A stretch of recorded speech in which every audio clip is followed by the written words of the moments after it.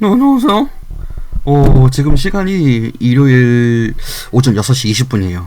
쌤이 잤다가 일찍 일어난 게 아니라 자료를 찾고 만들고 편집하는 과정에서 밤을 샜어요.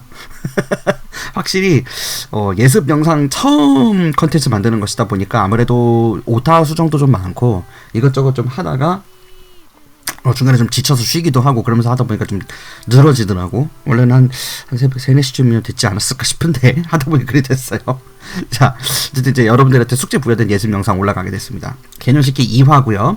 명제 증명이랑 이제 절대부등식 관련된 얘기를 오늘 두 가지 카테고리를 얘기할 거예요. 역하고 대우하고 필요충분 조건에 대해서는 개념서에도 잘 나와 있으니까 여러분들이 알고 있는 선 안에서 충분히 해결할 수 있다고 보고 해당 부분은 그냥 특별하게 언급 안 하고 지나가도록 하겠습니다. 충분히 영상 보는 데는 괜찮을 거예요. 오늘 영상 조금 길 수 있습니다. 참고로. 자, 쌤도 지금 이거 영상 3번째 찍는 거예요. 다시 컷하고. 자, 잘 따라와 주세요. 일단 증명이라고 하는 거는 우리가 그냥 일상생활에서 많이 해요, 사실은. 뭐 입증한다, 뭐 증명한다 이러죠. 그리고 수학에서 정의라고 하는 거는 여러분들이 배우는 게 모두 다 정의예요. 얘는 꽃이라고 부를래. 정의예요. 사람, 우리는 사람이다. 정의지. 근데 그 말을 해놓고 이미 알고 있는 객관적인 사실이나 그런 것들을 토대로 해서 입증을 해요. 그래갖고 그거를 정의로 만들어요. 증명을 하고. 그게 이제 명제의 증명 과정인 건데, 여기 정리란 말이 나오죠. 이 정리라는 말은 여러분들이 흔히 봤던 그 정리가 맞아요. 피타고라스 정리, 뭐 인수 정리, 나머지 정리, 대수학의 기본 정리, 뭐 이런 것들에서부터 시작해서 페르마의 마지막 정리까지 굉장히 어려운 내용들까지 쉬운 거에서부터. 그러니까 정리라는 거는 쉽게 얘기하면 발견된 사실을 얘기하는 거예요. 이미 발견된 거예요. 직관적으로 어떤 규칙성이 눈에 딱 보여서 자연수나 하면 예를 들어 자연수의 정리는 뭐가 있을까? 얘는 일씩 증가해. 이런 거. 그런 거죠. 그런 것들을 말하는 거예요. 그래서 발견된 어떤 그 대상을 가지고 그 발견된 거를 토대로 해서 얘가 이러니까 이럴 수밖에 없어. 그러니까 이 말은 맞는 거야. 이렇게 하는 거 말하는 거예요. 그래서 참임을 증명하는 거죠. 정리를 이용해서 지금 그렇게 하는 걸 얘기하는 겁니다. 자, 근데 정리를 이제 이용해서 증명을 하기는 해야 되는데 증명 과정이 워낙 복잡한 경우도 많고, 수학을 하시는 분들은 참 대단하죠. 근데 우리는 이제 그분들이 아주 단순한 사실적인 기초 관계에 대해서만 해봄으로 인해서 수학하시는 분들이 얼마나 대단한가에 대해서 간접적으로 그 위대함을 맛보는 시간이라고 보시면 되겠어요. 자, 이제 그 증명을 쉽게 하는 방법이 크게 2가지가 있는데요. 뭐 그거 외에도 여러 가지가 있겠지만 우리가 여기서 볼 거는 대우하고 귀류법이라고 하는 걸 볼 거예요. 대우라고 하는 거는 이제 뒤집는 걸 얘기하는 거죠. contrapositive라고 이미 전 시간에 얘기를 했었지. 그래서 뒤집는 거예요. 근데 뒤집다 보니까 부정이 들어가게 되죠. 여기처럼. 그죠? 뒤집고 부정을 하는 거거든. 근데 역을 하고 부정을 하면은 그게 대우가 되는데 얘가 동치 변형 때문에 P가 Q의 포함 관계가 되는 게 요 관계인 거죠. 이 명제 관계에서. 근데 그거하고 똑같은 관계가 되는 게 뭐냐면 이 Q를 뒤집어서 Q의 여집합하고 P의 여집합. 왜 드모르간으로 해가지고 집합 포함 관계가 이렇게 있을 때 여기 PQ 이렇게 있으면 이걸 양쪽으로 뒤집어서 쓰면 드모르간 쓴다는 거 쌤이 얘기한 거 기억나요? 그러면 되는 거예요. 동체 변형 된다고 얘기했었어요. 같은 얘기인 거예요. 자, 그래서 왜 대우를 쓰느냐? 이제 밑에 예시를 보면 딱 아는데, 자, 이런 예시가 있습니다. 두 자연수 m, n에 대해서 m하고 n의 곱이 짝수면 m과 n 둘 중에 하나도 짝수다. 지금 이렇게 되어 있습니다. 근데 이 명제를 그냥 증명하려면 어떻게 해야 되냐면 예외가 있으면 안 되잖아요. 얘 말이 맞다라고 얘기하려면. 그러니까 얘는 1번 케이스로 m이 odd number 홀수, n이 even number 짝수 이렇게 가야 돼요. 두 번째, m이 even number, n이 odd number. 그리고 세 번째, 자, 둘 다 짝수. 뭐 이런 식으로. 그러니까 짝수, 홀수, 홀수, 짝수, 홀수. 이거 다 증명해야 돼요. 근데 이제 곱셈은 교환 법칙이 성립이 되니까 그래, 똑같은 애들은 앞뒤로 바꾸는 거 상관없다 칩시다. 그렇게 해도 짝짝짝 홀 해야 돼요. 그죠? 다 하기가 너무 귀찮아요. 너무 힘드니까 그러지 말고 이거를 하나로 줄이자. 그러려면 부정을 해버리면 돼요. 그래서 일반적으로 또는이라는 말이 붙잖아요. 이런 거 우리 명제에서 안 좋아해요. 명제에서 증명하는데 뭐 어떤 이런 말이 붙잖아. 그러면 그거는 일단은 싸잡아서 바꿔놓는 게 더 편해요. 그렇게 하면 뭐 오류가 있지만 않으면 성급한 일반의 오류라는 말 있잖아. 왜 국어 시간에 배우는 거 보면. 그러니까 논리적인 오류를 줄이는 방법은 변수를 줄이는 거예요. 그래서 이걸 뒤집어 버리면 m과 n이 모두 홀수이면 m 곱하기 n도 홀수다라고 뒤집을 수 있죠. 이게 대우죠. 요 녀석이 참이면 명제도 참이겠지. 그렇게 하겠다는 뜻인 거예요. 그래서 이 대표적인 되게 유명한 건데, 홀수라고 하는 거는 우리가 2의 배수는 전부 짝수지. 그러니까 어떤 홀수는 2로 나누면 나머지가 어떻게 돼요? 1로 부여가 되겠죠. 그걸 의미하는 거예요. 그래서 아주 대표적인 홀수는 2k 플러스 1, 뭐 2n 플러스 1, 2a 플러스 1 이렇게 많이 씁니다. 아주 유명한 거예요. 그래서 이거를 갖다 놓고 m 곱하기 n이 홀수인지를 보려면 그거 그냥 갖다 그때대로 곱하면 되는 거예요. 여기까지는 괜찮아요. 근데 왜 여러분들이 명제를 어려워하느냐면 입증하는 과정에서 요놈 때문에. 지금 여기 보면 전개를 한 것까지는 좋은데 지금 무슨 짓을 해놨죠? 최종적으로 2를 곱해놓은 거 보입니까? 이거 보여요? 왜? 걔가 홀수라며. 그럼 홀수인 거 보이려면 이 최종적인 전개된 두 개를 곱한 녀석도 2 곱하기 몫에다가 나머지가 있어야 홀수인 거 아니에요? 아까 처음에도 그렇게 했으니까. 그쵸? 이거 나머지 정리해서 이런 식으로 했었지. 어떤 값을 나누면 몫이 얼마가 되고 나머지가 얼마가 된다. 이렇게 해야 되는 거예요. 그러니까 여러분들이 공수원을 등한시 했으면 게을리 했으면 이런 내용 못 풀어요. 쉽게. 이런 본능적인 처리가 될 수 있어야 여기 단원이 쉽게 느껴진다는 거예요. 아시겠죠? 연습 많이 해야 돼요. 이거는 그냥 극복될 수 있는 부분은 아니에요. 솔직히 얘기해서. 그러니까 조금 개념이 이해가 안 되는 학생들은 쉬운 걸 위주로 해가지고 해야 돼요. 자, 그 밑에 것도 지금 보면은 이게 지금 본질은 잘렸는데 단어 보다 보니까 이 대우 이전에 무슨 얘기였냐면 n제곱이 홀수이면 n도 홀수인데 홀수의 제곱이 홀수라는 거 비교하는 게 굉장히 좀 번거롭거든요. 그래서 이걸 대우로 짝수로 뒤집어요. 왜냐면 짝수로 만들어 놓으면 2의 배수 그거를 완전 제곱으로 묶어서 해주면 되거든요. 근데 대우를 갖다 놓고 n이 2k라고 하면 n이 짝수죠. 그 짝수와 짝수를 곱한 게 n제곱일 테니까 2k의 제곱을 하면 4k 제곱인데 이 4k 제곱도 결국 2 곱하기 몫으로 해서 나머지가 0이면 짝수죠. 그럼 대우가 참이면 명제도 참이다. 요게 대우법이에요. 알겠죠? 자, 그래서 첫 번째 과제에 부여된다고 보시면 되겠습니다.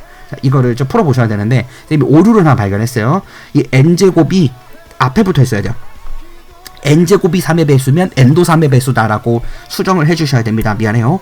요 부분만 오류가 났더라고요. n제곱이 3의 배수면 n도 3의 배수다. 자, 그거를 대우법을 쓸 거예요. 대우로 뒤집어. 그러면 n이 3의 배수가 아니면 n제곱도 3의 배수가 아니더라 바뀔 수 있죠. 이거에서 잘못 연결된 거 찾으시면 돼요. 쭉 읽어보시고 골라내면 돼요. 그러니까 따라오면 됩니다. 그렇게 하다 보면 답이 나올 거예요. 길게는 얘기를 안 할게요. 어쨌든 이제 오프라인 수업 시간에 여러분들 숙제를 해와야 되는 거니까 당장 월요일날 등원을 해야 되는 친구들 같은 경우에는 수요일까지 숙제를 해주시면 되고 화요일날 등원하는 친구들도 목요일까지는 쌤이 유예를 줄게요. 이게 쉽지 않을 거야 아마. 근데 되도록이면 화요일까지 해와 주세요. 여러분들이 피드백을 빨리 준다는 건 그만큼 공부를 열심히 잘 따라오고 있다는 뜻이니까. 그렇게 좀 해주시기 바라겠습니다. 자, 그 다음에 두 번째로 넘어가세요. 이제 귀료법 볼게요. 귀료법이라고 하는 거는 뭐 말을 자체는 어려운데 이거 별거 아니에요. 네가 말한 게 사실인지 내가 반례를 들어서 증명해 보겠다. 이런 거거든요. 반대 예시. 그러니까 상대방이 말한 게 참이라고 얘기하려면 그거를 부정했을 때 이 부정이 거짓이면 되는 거죠. 그 부정이 모순됨을 보임으로 인해서 명제가 참이다, 진리다 이렇게 보이는 걸 얘기하는 거예요. 즉 주어진 명제의 부정에 진리집합이 없다 이렇게 보이면 그 명제가 참이죠. 진리집합이 명제만 있으니까 부정에는 없고 그렇게 보겠다는 거예요. 예를 들면 사실 굉장히 어려운 예시가 하나 들어왔는데 잘 보세요. 루트 2는 유리수가 아니다라는 거를 입증하고 싶은 거예요. 이게 단순해 보이는데 굉장히 어렵습니다. 루트 2가 유리수가 아니다? 어떻게 하지? 그래서 이거를 루트 2가 그러면은 루트 2가 유리수라고 가정해버리면 부정이 되는 거죠. 그 부정이 틀렸다는 걸 보이고 싶은 거예요. 근데 여기서 특별한 좀 선언이 들어가게 되는데 원래 유리수라는 거는 우리가 기본적으로 유리수라는 거를 정의할 때 뭐라고 했었죠? a분의 b로 나타낼 수 있는 모든 수가 유리수예요. 근데 유리수 뭐니? 이랬더니 분수요. 이렇게 대답하는 학생들은 이런 설정 못하는 거예요. 이제 그러니까 유리수를 a분의 b로 나타낼 수 있어야 되는데 심지어는 a와 b는 서로 소유해야 돼요. 엄밀하게 얘기하려면. 근데 2도 유리수잖아요. 맞아요. 2도 유리수예요. 1분의 2니까. 근데 1분의 2라고 하면은 1하고 2는 애매하죠. 서로소 관계가 아니죠. 근데 그거는 그냥 간단하게 자연수 형태로 나타냈을 때 그러는 거고, 여기서는 루트 2니까 이 루트 2라는 값은 우리가 알고 있는 자연수 계열이 아니에요. 그래서 이거를 제곱으로 가져가는 과정에서는 얘가 서로소인 자연수로 나타내서 분리될 수 있어야 된다. 안 그러면 얘는 유리수를 할 수 없다. 이제 이렇게 가정을 깔고 들어가겠다는 거예요. 요 가정 이해돼요? 유리수의 정의를 그대로 따온 거예요. 엄밀한 유리수의 정의는 이렇게 되는 거예요. m과 n은 서로소인 자연수예요. 근데 1분의 2라 그러면 분모가 1이 들어가긴 했지만 1이 소수예요? 아니거든요. 그러니까 1과 2는 서로소 관계는 맞아요. 어쨌든 간에. 그치? 1로밖에 안 나눠지니까 1 제외한 걸로 약분돼야 되는 거잖아요. 그런 걸 얘기하는 거예요. 그래서 다 되는 거예요. 맞는 말 하는 거예요, 지금. 자, 그래 놓고 이제 어떻게 하느냐면 양변을 제곱을 해. 그랬더니 2가 튀어나왔어요. 짝수가 튀어나왔지. 이렇게 되게 되면, 자, 이걸 정리를 했습니다. 시가 일단 이렇게 해놓으면, 자, 전제 조건을 다시 보세요. 지금 서로소라 그랬어요, m과 n이. 그러니까 m하고 n이 서로소가 되려면 가장 쉬운 방법은 m하고 n이 짝수 홀수 개념이라고 보여줄 수 있으면 돼요. 그러면 이 말이 맞는 거예요. 그렇게 가겠다는 거지. 그래서 일단 n제곱이라고 얘기했는데 얘가 2m제곱이니까 2 곱하기 m제곱이라고요? 2 곱하기 네모로 보면 돼. 그러니까 n제곱이 짝수란 얘기인 거예요. 근데 n제곱을 잘 보면 n제곱이라는 건 어떤 수를 두 번 곱한 거예요. 어떤 수를, 똑같은 수를 자연수로 두 번 곱해서 짝수가 되기 위해서는 짝수밖에 없어요. 그치? 선생님, 짝수 홀수도 짝수잖아요. 그건 다른 숫자잖아. 짝수하고 홀수가 다른 숫자잖아요. 여기 이제 같은 숫자 곱했단 말이지. 그러니까 n제곱이 짝수면 n도 짝수예요. 이것도 유명한 명제 중에 하나거든요, 사실은. 그래서 n제곱이 짝수니까 n도 짝수일 수밖에 없다. 그럼 n을 2k로 바꾸겠다. 이걸 이제 우리가 이 2k를 그 유명한 파라미터 4개 변수라고 부르는 거예요. 그래서 m하고 n을 둘 다 k로 바꿨었을 때 약분이 되는지를 보려고 하는 거예요. 약분 돼버리면 서로소가 아니죠. 그렇게 보겠다는 거예요. 자, 그래서 n을 2k로 바꿨습니다. 그러면 이제 n이 2k로 바뀌면서 4k제곱으로 바뀌어요. 좌변이. 근데 2m제곱이라고 한다면 이거 양변에 2를 나눠버리면 이미 k제곱은 사실상 그냥 자연수인 건데, 결국 이 m제곱이 2k제곱이라고 얘기를 하는 거나 n제곱이 2m제곱이라고 얘기하는 거나 문자가 달라서 그렇지 꼴은 똑같죠. n이 2의 배수, m제곱이 2의 배수. 그러니까 m과 n이 둘 다 짝수라고요? 그럼 짝수끼리는 약분 돼버리잖아. 그러면 유리수로 표현할 수가 없다고요. 그래서 모두 짝수임이 밝혀졌으니 원래 원본과 모순되니까 이 명제는 틀렸다. 이 부정은 틀렸다. 그래서 원래 명제가 맞다. 이게 규律법이라고요. 그래서 대상에 대해서 일단 부정을 해놓고 그걸 논리적으로 전개해서 모순을 발견하는 거예요. 이게 굉장히 어려워요. 이게 어렵다는 겁니다. 자, 그 다음에 좀 특별한 케이스도 하나 더 가져와 봤는데, 소수는 무한하다. 어이구야, 이거 어떻게 증명하죠? 자, 이거를 증명하는 거 생각보다 간단한데, 소수가 유한하다라고 부정을 때려요. 그래 놓고 부정을 때린대. 부정을 때려. 자, 이 P1부터 PK까지의 이 값이 있어요. 근데 우리가 소수라고 하는 거는 원래 나눴을 때의 숫자가 1과 자기 자신밖에 없는 거잖아요. 그러면 어떤 소수를 다른 숫자로 나눴을 때 나머지가 항상 있다는 얘기인 거지.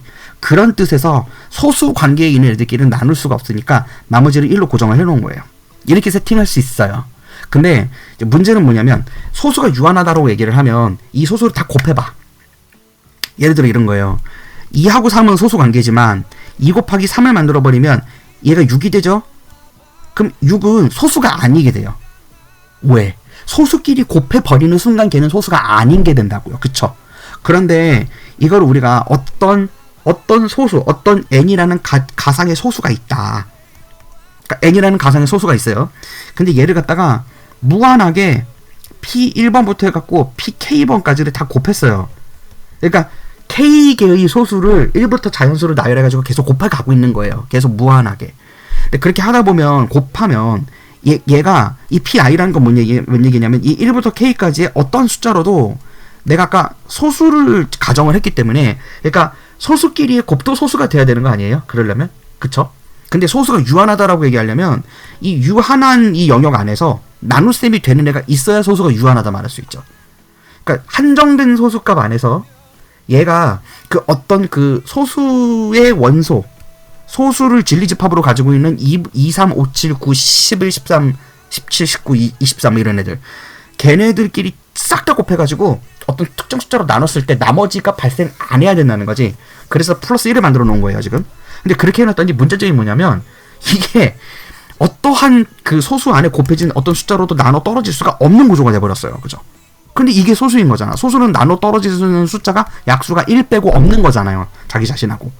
근데 그렇게 해놓으면 이 뒤에 어떤 다른 값, 뭐 예를 들어 13, 17, 19, 23 붙이잖아요. 계속 붙이면 얘가 무한한 어떤 소수 관계를 띄려면 계속 붙일 수밖에 없어. 덧대 붙여야 돼. 안 그러면 이게 말이 안 돼요. 그래서 이 덧대 붙여놓고 K개까지 쭉 붙여놓고서 PI로 나누려고 해도 이 1 때문에 나머지 수가 없어요. 왜냐면 이 N도 소수여야 되는 거니까. 맞죠? 우리가 소수의 집합을 모아놨으면 그 소수를 다 보고 그 소수끼리 묶어서 나오는 애도 소수여야 될 거 아니에요. 근데 그렇게 하면 나눠지질 않아요. 근데 이게 합리적으로 되려면 뒤에 소수가 계속 붙어야 돼요. 무한하게. 그래야 이 말이 맞는 게 되는 거거든. 이 N이 소수이려면. 그러니까 N 자기 자신으로 나눴을 때조차도 나머지가 없게 만들려고 하다 보니까 계속 붙어야 돼요 뒤에. 그래서 유한하게는 안 돼요. 새로운 소수가 있어야 돼요. 그러니까 소수의 개수는 무한하다. 이 사실 소수가 규칙성이 없는 숫자로 굉장히 유명하고 정수론이라는 게 있어요. 되게 이상하지. 정수가 가장 간단한 숫자인 것 같지 않아요? 그런데 정수론이라고 따로 있고, 정수론은 인류 역사 수학에서 가장 오래된 애 중에 하나예요. 12개의 영역 중에서. 그리고 이 정수는 지금도 갑론을박이 많고요. 소수는 애초에 규칙성이 없는 걸로 한 2, 3년 전에 쌤이 수학적 봤었을 때는 이게 아직도 검증이 안 됐어요. 소수가 규칙성이 있다 없다가 갑론을박이 많아요. 지금까지는 소수는 규칙성이 없다라고 하는 걸로 학계 발표가 나온 걸로 알고 있는데, 그 이후에 어떻게 되는지는 쌤도 관심을 두진 않아서 한번 찾아볼게요 나중에. 그래서 오프라인 시간에 얘기해 줄게요. 알게 되는 사실이 있으면. 자, 이제 끝으로 이제 절대 부등식인데, 벌써 영상 찍은 지 20분 됐죠. 오래 걸려요. 오늘 어쩔 수 없어요. 30분 정도 될 거예요. 자, 이제 절대 부등식이 두 가지가 나와요. 그러니까 절대라는 말이 붙은 이유는 뭐냐면, 왜 앱솔루트란 말이 붙었냐면 제곱이 들어갈 거예요, 전부 다. 그래서 제곱이 들어가니까 제곱으로 묶이면 그 제곱 안에, 완전 제곱으로 묶인 거 안에 들어가 있는 숫자는 이 K라는 값에 관계없이 K가 어떤 실수이든 상관없이 실수의 제곱은 항상 0보다 크거나 같죠. 요거 말하는 거예요. 요걸 말하는 거예요. 쌤이 생각보다 말투가 빠르지? 미안해. 지금 마음이 급해서 그래. 영상이 너무 길어지면 안 되니까. 그렇게 할 수는 없잖아요. 천천히 할 거예요. 자, 그래서 A 제곱이 항상 0보다 크잖아요. 그래서 이제 실수의 성질을 이용하겠다 이거예요. 요런 형태 꼴로 만들어질 수 있는 몇 가지 케이스인데, 우리가 이제 산술 평균, 기하 평균이랑 코시 슈바르츠 부등식, 이제 그게 두 개 보는 거예요. 자, 근데 이제 산술 평균, 기하 평균 나오는데, 이 AMGM이라는 건 뭐냐면, 산술이라는 거는 말 그대로 산수하는 거 얘기하는 거예요. 숫자를 나열해서 더하는 거 얘기하는 거예요. 그래서 이걸 아리스메틱이라고 불러요. 아리스메틱 이렇게 부르는데, 아리스메틱이라는 게 산술적이라는 뜻이에요. 1, 2, 3, 4, 5, 6, 7, 8, 9, 10.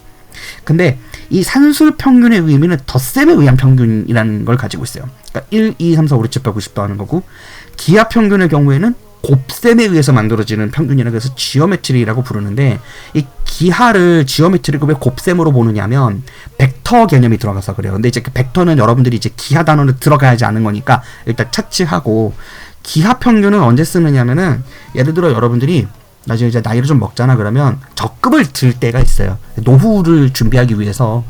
인생 먹고 사는 거 어려우니까 요새. 부모님들도 때로 그렇게 하시는 경우도 있거든요. 근데 복리라는 개념이 있는 거 알아요? 그러니까 예를 들어 내가 10,000원을 입금을 했어요, 통장에. 근데 10%씩 계속 이익금이 1년마다 한 번씩 쌓인대요. 아니면 한 달마다 한 번씩, 예를 들어서. 자, 그러면 처음에는 값이 작겠지만, 처음에는 10,000원 돈 기준으로 10%인 1,000원이 붙어요. 근데 그 다음에는 11,000원을 기준으로 10%를 매기는 거야.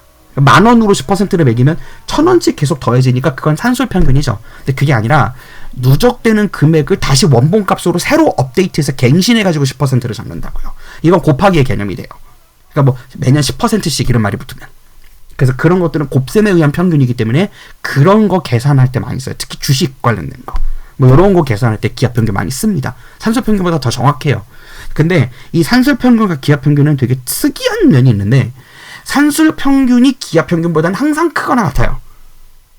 이렇게 돼요. 그래서 우리가 그 현실 생활에서 금융계 업적 쪽에서 이제 착각하는 것 중에 하나가 뭐냐면 연속으로 더 하면은 무조건 커진다고 생각하는데 그렇지 않다는 거 보여주는 게 이거예요. 우리가 생각하는 금액인데 실제 금액은 이거다 이거지. 자, 그런 거예요. 자, 근데 이걸 이제 증명을 어떻게 하느냐면 크기 비교가 되어 있는 거잖아. 그럼 크기 비교되어 있는 거 우리 크다 작다 어떻게 비교해요? 그럼 빼면 돼요. 그래서 앞에 있는 거를 빼서 음수가 나오면 뒤에 게 크고 양수가 나오면 앞에 게 크고, 자, 그걸 하겠다는 건데, 자, 여기서 조금 중요한 게 등장을 합니다. 여기 지금 보니까 A 2분의 A 더하기 B로 돼 있죠. 근데 이거를 그냥 빼기로 되어 있는데 통분을 해버렸어요. 근데 우리가 중학교 3학년 때 인수분해 배울 때 보면 곱셈 공식에서 곱셈 공식이랑 인수분해 배울 때 A 플러스 B의 완전제곱 기억나죠?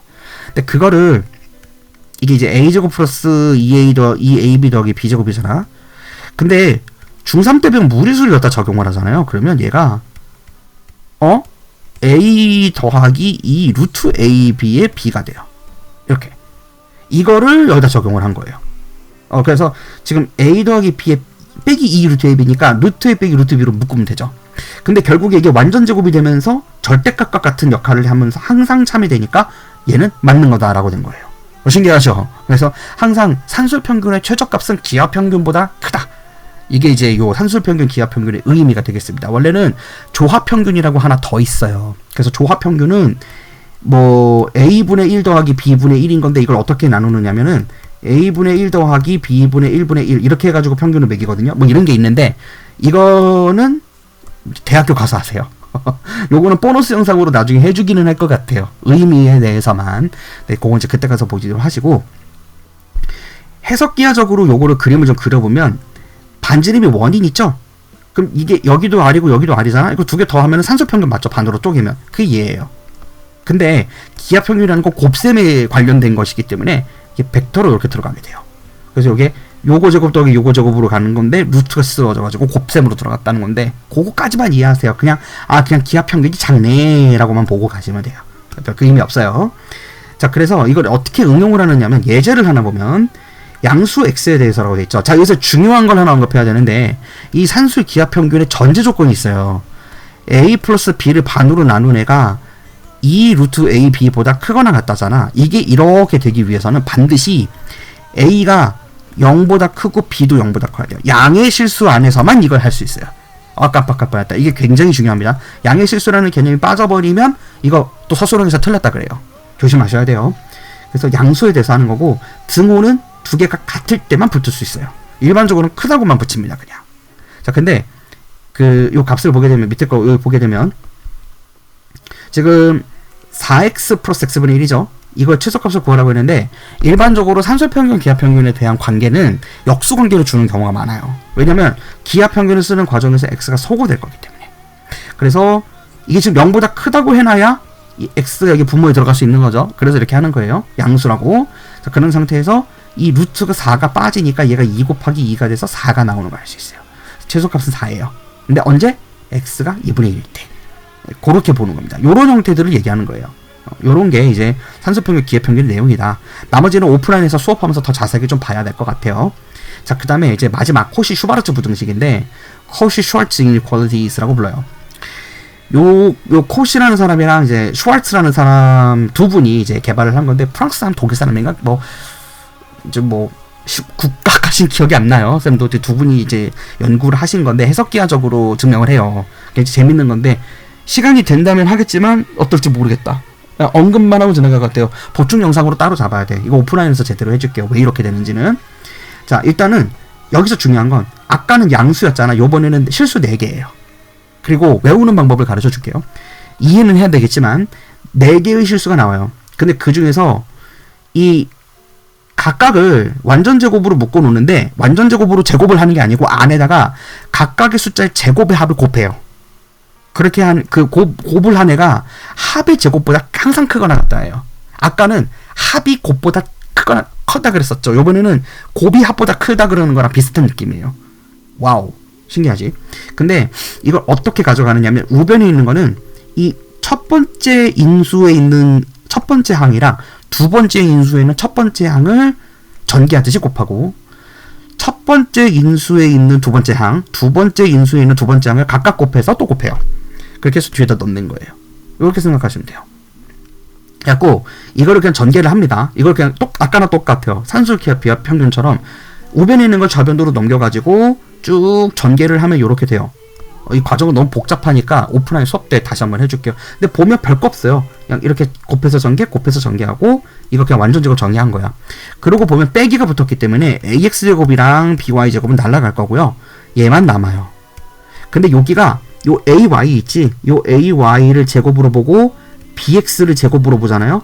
그러면은 ay bx가 돼요. 이렇게 크로스로 곱하면 a b, x, y가 두 개가 나오는 거 볼 수 있어요. 그래서 이렇게 묶은 거예요. 근데 얘도 완전 제곱으로 결국 묶었지. 그러니까 절대부등식적인 의미를 가지고 있다는 거죠. 항상 참이다. 이렇게 써요. 이걸 언제 쓰느냐면 예를 들어서 밑에 거 예시를 볼게요. 자, 실수 xy에 대해서 x제곱 더하기 y제곱이 9라고 줬었어요. 무슨 원방도 아니고 말이야. 그런데 여기서 갑자기 x 플러스 2y의 최대 최소를 구하라고 하잖아요. 자, 그러면은 언제 코시 슈바르츠를 쓸 건지 언제 산술 기하 평균을 쓸 건지는 잘 봐야 돼요. 근데 일반적으로는 최대값은 코시 슈바르츠 그리고 최저값은 산술 기하 평균으로 봐요. 근데 그게 입장이 합을 구하는 건지 곱을 구하는 건지에 따라 다르기 때문에 조심해야 돼요. 지금 얘는 x 플러스 2y인 거니까 합을 기준으로 보고 있는 거니까 합을 기준으로 최대로 볼 때는 코시 그리고 곱을 기준으로 최대로 볼 때는 산술 기하예요. 아니면 합을 최저로 본다? 그래도 산술 기하예요. 이거는 이제 부등식을 관계를 자꾸 보다 보면 익혀지는 거겠지. 근데 이거를 이제 어떻게 할 거냐면 여기서는 x 플러스 2y로 주어져 있으니까 얘를 이렇게 본다는 거예요. 1 곱하기 x 더하기 2 곱하기 y. 홀리 몰리. 이렇게 잡으면 언블리버블리. 이 1하고 2를 a하고 b로 보겠다는 거예요. 자, 그럼 어떻게 해야 돼요? 1의 제곱 더하기 2의 제곱 곱하기 거기에다가 x제곱 더하기 y제곱을 곱한 게 좌변에 들어가는 거죠. 코시에서. 그쵸? 그리고 우변에 이제 x 더하기 2y가 그냥 완전 제곱으로 들어가는 거예요. 이렇게. 그래서 실제로 써 있어요. 이렇게. 근데 여기서 웃기는 게 뭐냐면 이 x제곱 더하기 y제곱이 9라고 주어져 있었잖아요. 그러니까 얘를 9로 바꿔요. 그게 이제 대입을 해서 이렇게 바뀐 거예요. 그래서 얘는 최대값이 45예요. 그래서 그거를 갖고 제곱을 루트를 씌워갖고 양변을 풀어버리면 절대값처럼 이렇게 나와요. 답이. 알겠죠? 그래서 밑에 예제가 이제 두 번째 숙제 2번 문제 숙제 나갑니다. 요거는 이제 코시 슈바르츠를 활용을 해서 문제를 풀어야 될 거예요. 둘 다 양수라고 줬어요, 일단은. 그리고 4x 플러스 7y가 72일 때 루트 4x 더하기 루트 7y가 얼마냐? 그 최대값이 얼마 되냐? 보세요. 합의 최대라고 주어졌잖아요. 자, 산술 기하 평균이 합의 최대를 구할 수 있나요? 아까 산술 기하는 2분의 a 더하기 b가 누구보다 크거나 같다였어요. 최소를 구할 때 쓰는 거예요. 산술기하는. 합에 대한 산술기하는 최소를 구할 때 쓰는 것이고 곱에 대한 산술기하는 최대를 구할 때 써요. 왜? 곱은 뒤에 있었으니까요. 요렇게 보는 거예요. 요렇게. 그래서 여러분들이 절대부등식을 보게 되면 케이스를 4가지로 나눠서 가능성을 놓고 봐야 되는데 요거는 사실은 외우면 간단해져요. 물론 유도하는 거는 좀 복잡하겠지만. 오케이? 자, 여기 두 번째 숙제 나갑니다. 자, 그 다음에 세 번째 이제 마지막 코시 슈바르츠 부등식 요약이라고 하는데 굉장히 어려워요. 여기는 이제 코시 슈바르츠를 어떻게 증명하느냐 이제 그 다이어그램을 그려주는 건데 그냥 말만 하고 넘어갈게요. 이거를 우리가 왜 인수분해 곱셈 공식 외울 때 옛날에 이렇게 막 여기 a, b, x, y 해가지고서 곱셈 공식 증명했던 거 기억나요? 반 나눠가지고 기억납니까? 그래갖고 얘를 이렇게 쪼개요. 이렇게 이런 거 했었어요 우리 곱셈 공식에서. 이 코시 슈바르츠도 똑같은 걸 해야 되는데 다만 어떤 차이가 있냐면 쌤이 지금 그 초록색으로 칠하는 부분은 놔둘 거예요. 그대로 놔두고 대각 방향으로 보는 애들을 기준으로 자르는데 요렇게 하나 자르고요. 그 다음에 요렇게 하나 잘라요. 그래가지고 요 잘라진 각각의 영역을 얘를 밑으로 밀고 얘를 이쪽으로 밀어. 자, 그러면 어떻게 돼요? 모양이 요렇게 되죠? 빨간색을 해볼까?